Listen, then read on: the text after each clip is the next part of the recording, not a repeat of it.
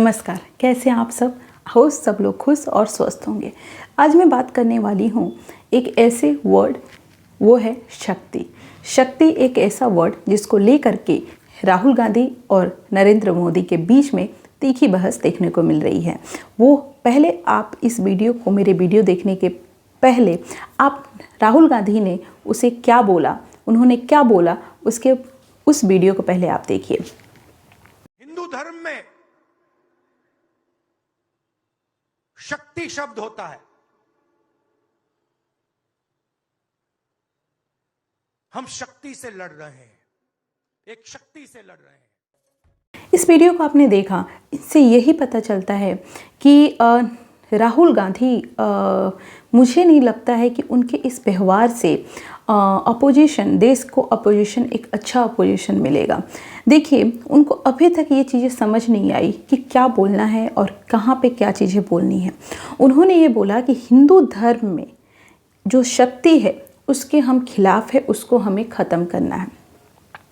और ये शक्ति नरेंद्र मोदी के जो ईवीएम है और क्या है, ये मतलब बेसलेस बातें उनकी हमेशा की तरह वो सुनने में आया।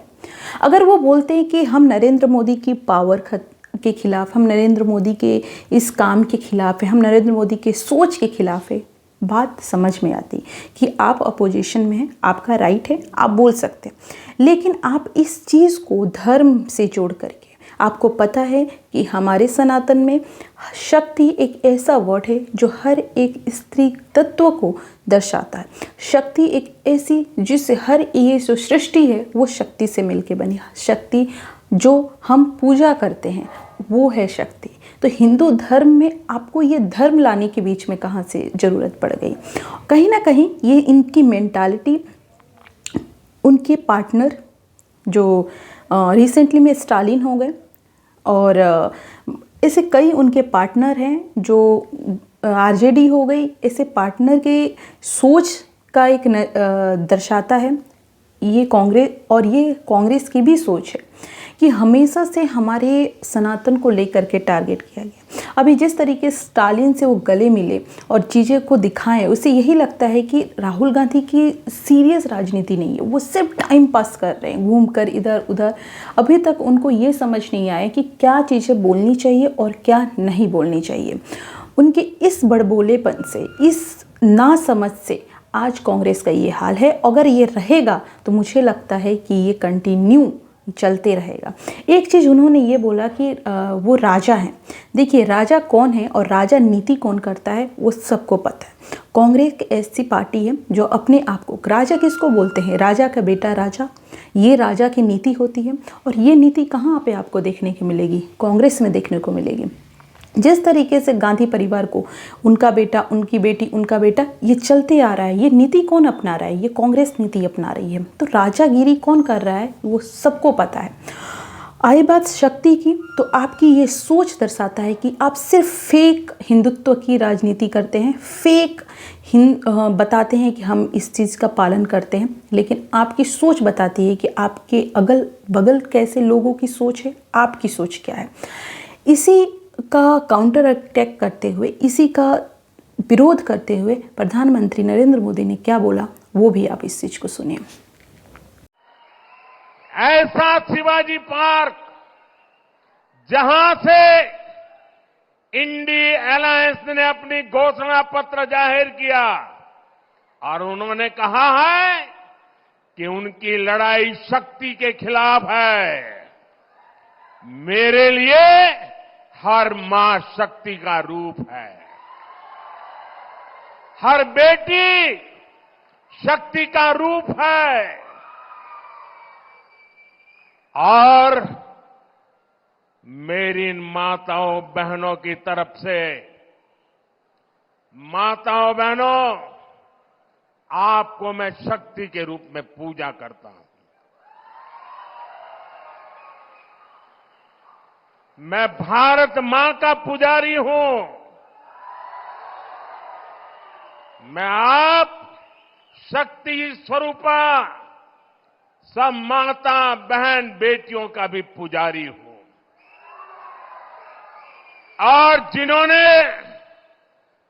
कल शिवाजी पार्क में इंडिया अलायंस ने अपना घोषणा पत्र शक्ति को खत्म करने के लिए किया है।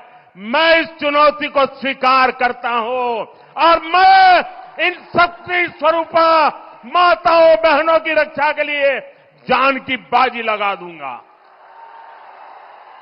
जीवन खपा दूंगा। क्या भारत की धरती पर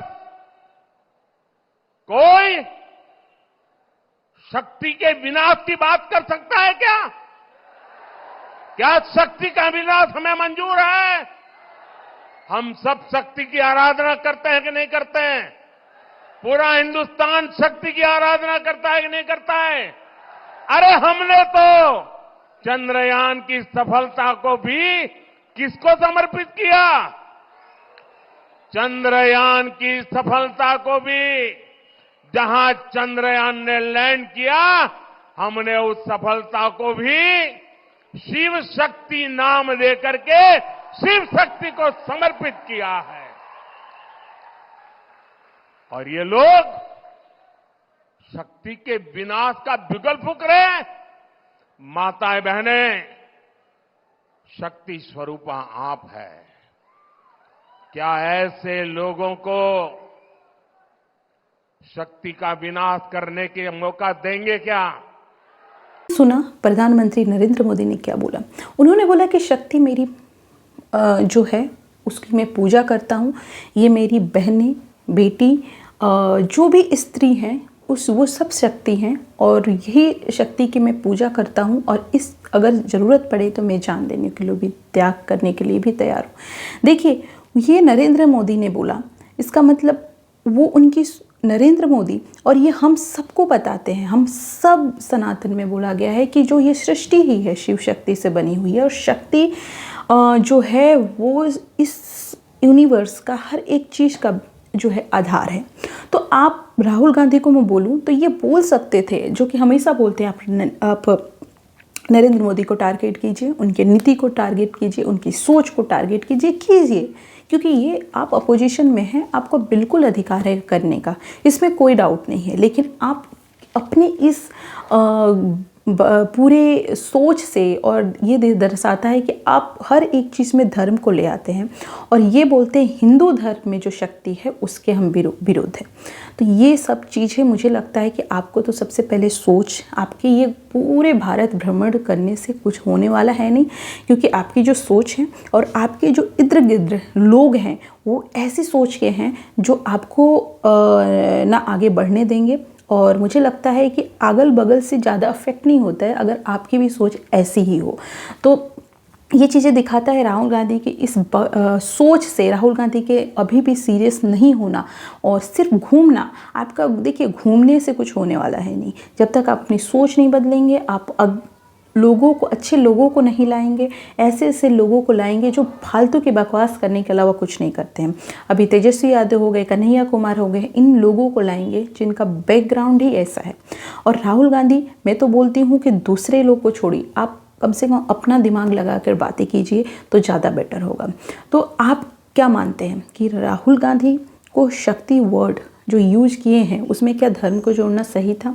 आप मुझे कमेंट करके ज़रूर बताएं और अपना भी राय बिल्कुल दें, और क्योंकि आपकी राय से ये पता चलता है कि हम सब क्या सोचते हैं। तो बिल्कुल कमेंट करें। Thank you so much. मिलते हैं एक नए वीडियो में और एक नए समाचार के साथ। Thank you so much.